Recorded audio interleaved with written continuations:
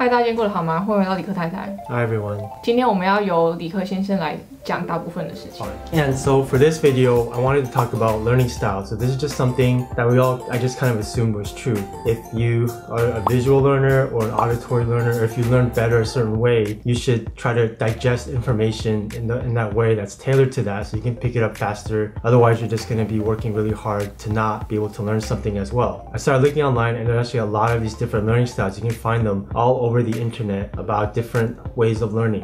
Which leads to the question, are any of these valid? Do we actually know that trying a different learning style leads to better outcomes? In other words, was there a controlled trial where we said there's two groups of people, we're going to try different learning styles based on what they're better at, what their learning style is, and see do they do better on a test? And after looking at several articles, review articles and research, it turns out there's very little evidence that it's actually true, which was a surprise to me because I didn't think that was the case. But now I'm just learning that learning styles are kind of just something we just developed and we think are true, but we haven't proven yet. Now that's not to say that just because something hasn't been proven doesn't mean that it won't. It just means we maybe haven't designed a good study yet, or we don't know how to use this in order to apply it in a way that helps people. But having said that, are some things that I did learn while doing this.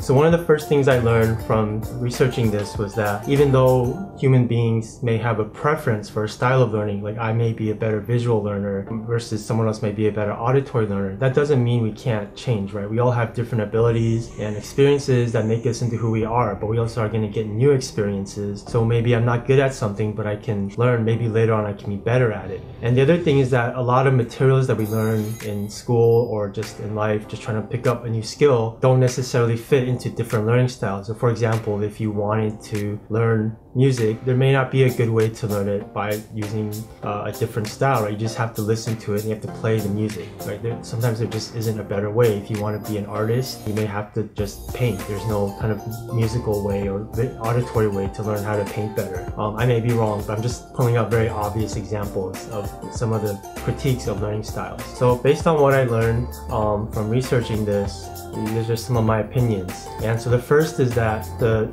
learning styles that we pick up, no matter what you use, may tell you what way you prefer to learn, but it also tells you maybe what you're weak at. So you may kind of use that information to figure out what do I need to work more on, or how can I figure out the most efficient way to learn something. But it also means I can improve on something I'm not good at. Maybe I'm not good at a certain thing, but that doesn't mean I can't improve on it. The other thing is that someone talked about, well, what methods do actually help people do better on exams or learn better? And the people, when they studied them, who didn't focus on trying to tailor the information to a certain format or way that fits their supposed learning style, the people who just focused on the material, no matter what they're good at, and just kind of focused on it, try to learn it just the way that it's being presented, usually tend to do better on the test. And so really the learning styles you don't want to give it too much credence where it's stopping you from trying to do something else. 其实我们做了好几天的研究啊，就是在找很多资料啊，然后问人。我们一开始就是听到有不同 learning style 的时候，其实很兴奋，那我们就觉得好，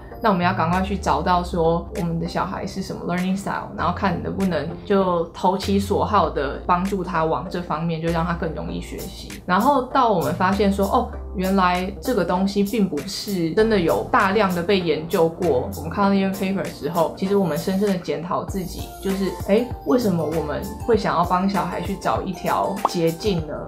我们就开始在检讨说我们会去做这件事情的行为的背后的原因，然后我们觉得就是学习这条路是可以有非常多的方式的。身为家长，我们都想要让小朋友容易一点，可是有没有可能我们会因此而迷失在那条道路上面？所以也在这边分享给所有的家长跟学生，你可能会有你比较喜欢的学习方式，比如说你喜欢用看的，比如说你只喜欢用听的，也不是说你用其他方式就学不会。学习的方式其实有很多种，那家长也不要就是去找有没有什么特效灵丹妙药，可以就是说哦，我只要找到我小孩的某个优势，然后去怎么样启发他，他以后就会变成怎么样了。我觉得这样反而有可能限制了这小孩子未来发展。